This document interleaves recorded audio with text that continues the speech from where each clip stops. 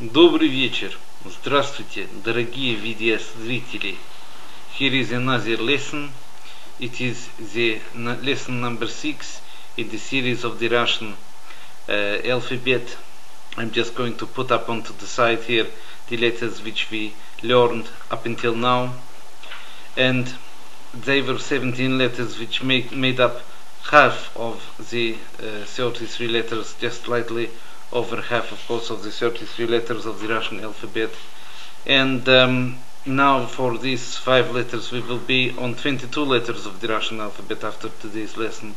This makes you two-thirds of the way, but already you will be able to read or to write every second Russian word.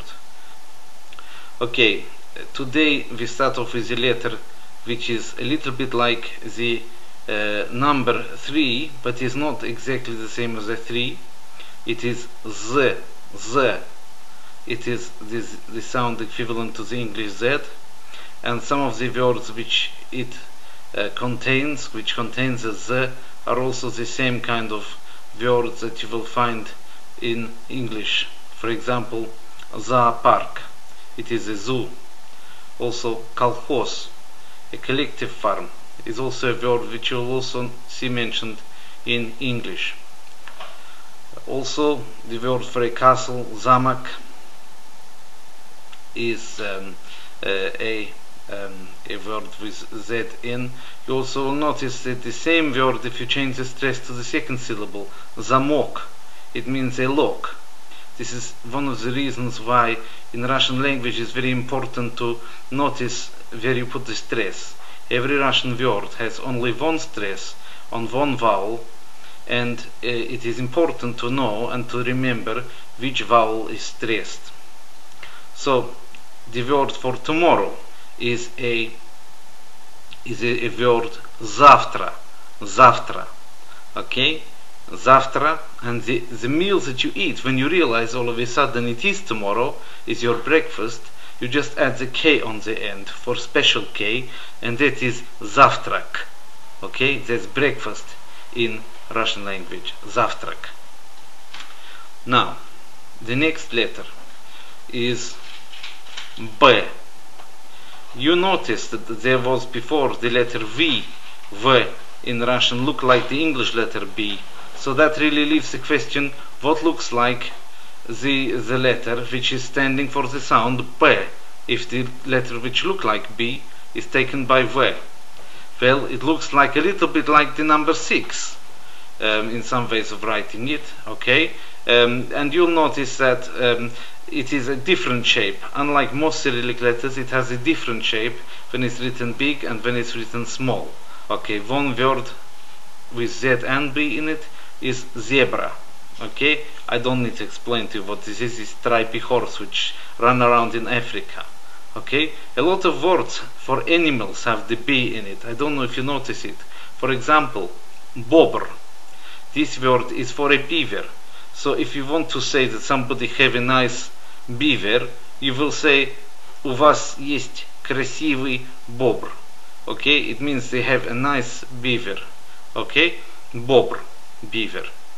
And if you are going on a beaver hunt, you have to be very careful you don't get bored, because a boar is also with a B. Kaban, okay, is a word for the wild boar in the forest. But what you might take with you in your packed lunch when you're going on this beaver hunt is maybe a banana. If you're going for beaver hunt, it's good to have banana. And so banan is also with the letter B, B. Okay? And what you need, if you want to bite into that banana, you need a tooth. So tooth is zub, zub in Russian, zub. But if you put an R after the zub, you get zubr, and this of course is a bison, a wild buffalo from the Belarusian forests. Okay, so this is the letter B. The next letter that I have for you is E. So words including things like physic is a physician, risk is a word containing E. But E is also a word in its own right in Russian. E means and another word with E in it is или, which means or. Да или нет. Yes or no. Okay? Против with an E in it means against. So za means being in favor of something and против means against. So you could say to somebody за или против, for or against. Он за или против. Is he for or against it? Кто за и кто против. Who is for it, who is against it. Okay? Other examples. Oxford Street. Где Oxford Street? В Берлине или в Лондоне? Where is Oxford Street? In Berlin or in London? Another word with E that you can now spell is the word for thank you. When somebody tell you that it is in Berlin and not in London, which is of course nonsense because everybody knows in London, but you don't want to make an issue of it, so you say thank you anyway. You say спасибо, спасибо.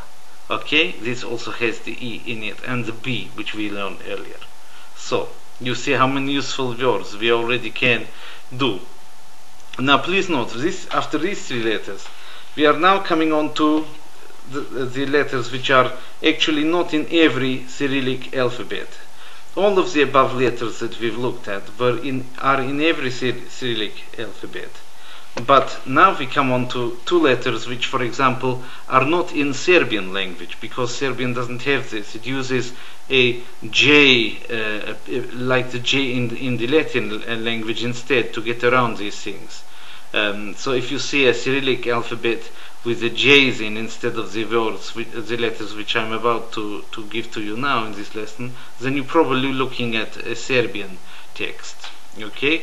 So, the first of these two letters is I kratkaya.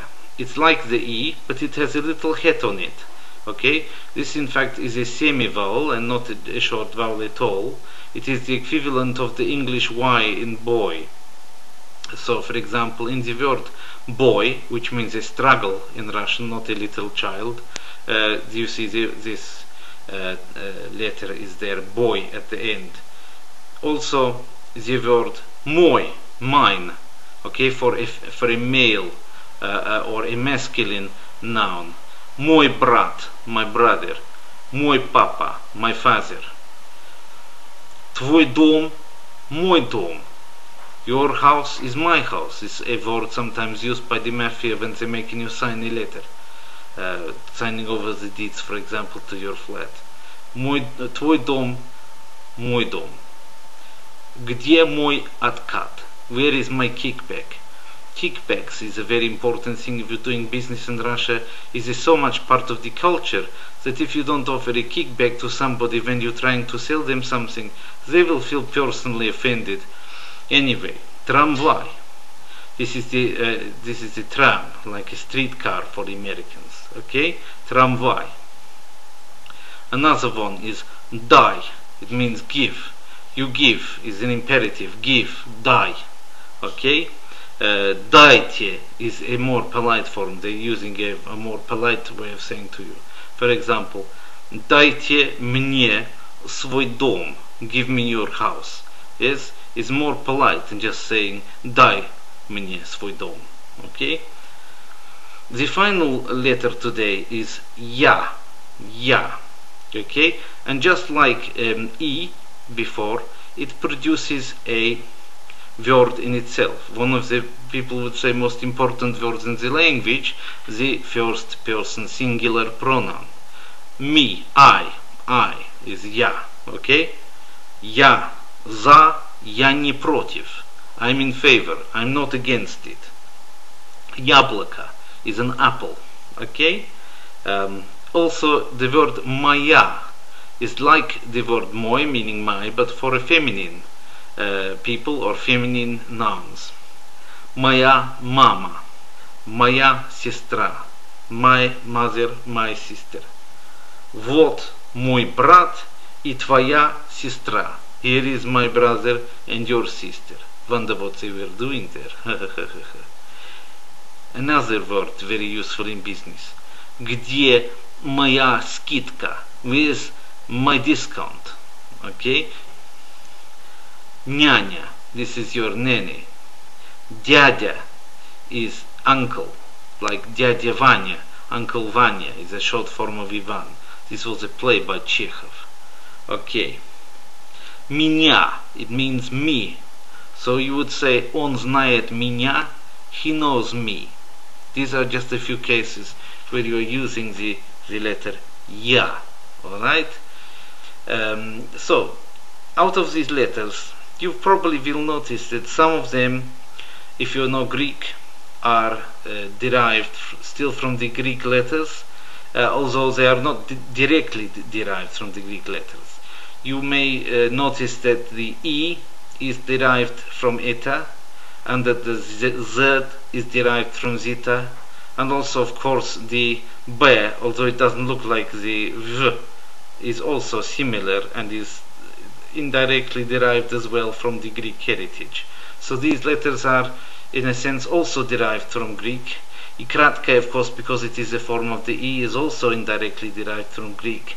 And even ya, the last one, is indirectly derived from Greek because you had an E and then you had an A. They were linked together, and then they kind of, the E pushed into the A, they pushed the lump in the A up in the air until you got that thing that looks like an R backwards. Okay, they actually, all these letters still did derive from Greek, but in a much more indirect way than the ones we saw before, and so I'm putting them in this group today. I like to group these things according to where they come from. Next time we will see some surprising letters. They are the sibilants, and these letters, many of them even are argued to have derived from the Hebrew language, which is an interesting thing. Okay, so next time we will look at those. Until then, I will leave you with the joke and the song. Okay, now the joke. Little Johnny is in his school and he is given the homework to do for his master in the school. Everybody have to make a story under the title "You've Only Got One Mother."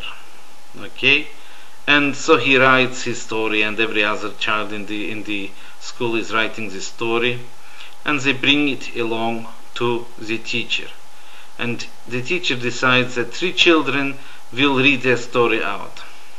And first of all the teacher say, little Mary, you will read first, little George, you will read second, and little Johnny, you will read last. And so little Mary goes up and she starts to read her assignment, and she speaks about how her mother is very dear to her because when she was born her mother nearly died, but nevertheless went through with the labor, even though the doctors were saying, let us not give birth to this child, let us sacrifice the child and you will live. If we let the child live, you might die. Nevertheless, she went on, she gave birth to little Mary, and little Mary knows that there's nobody else on the face of the planet but her mother who could have made for this sacrifice for her. And by the time she finished reading, the teacher, she's almost crying, yeah, she's nearly in tears because of the touching way that little Mary gives this tribute to her mother. Then up goes little George, and he says, you've only got one mother, and I know this because my mother stood by me even when my father left the home. He left, and my mother, she looked after me, and then all on our own she struggled. She had to work many hours, 10, 12, sometimes 14 hours a day to provide food on the plate. And still she wanted to do everything for me so that I'm not worse off than the other children here. When I've been ill, she has comforted me, she has been sitting by my bedside, she's been putting a compress on my head, she's never left my bedside, and she's been singing me songs. And by the time little George is finished with his tribute to his mother, the teacher is in tears. She even has to cover her face. And after a few seconds, when she has dried her eyes, she says, now you, little Johnny, it's your turn to give your presentation on the title, You've Only Got One Mother. So up gets Johnny and says, when I came home the other day, I found my mother in bed with another man. and she said to me, "Hey Johnny, you go to the fridge and get 2 beers, one for me and one for him." And so I go to the fridge and I say to my mother, "You've only got one, mother." Okay, it's the way I'm telling them.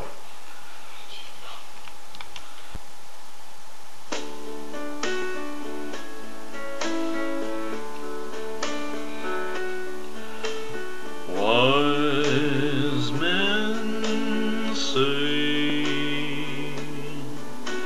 only fools rush in, but I can't help falling in love with you. Shall I stay? Would it be a sin if I can't help falling in love with you?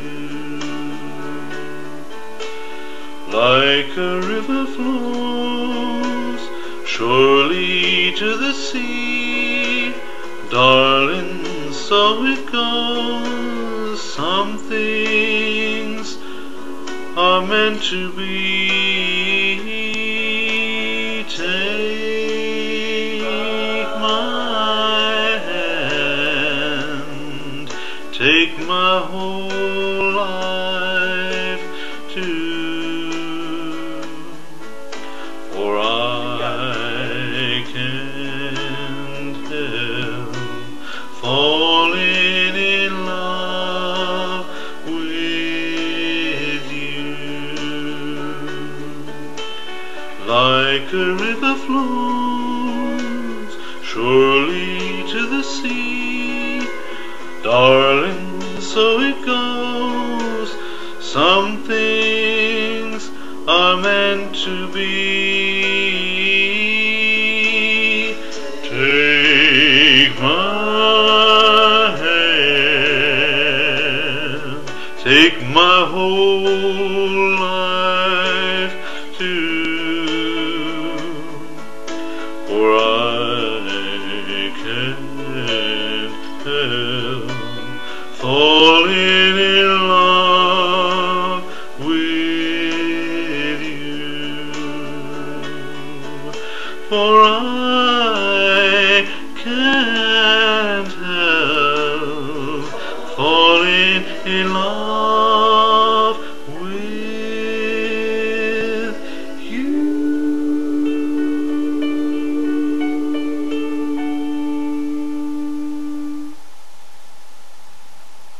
Спасибо.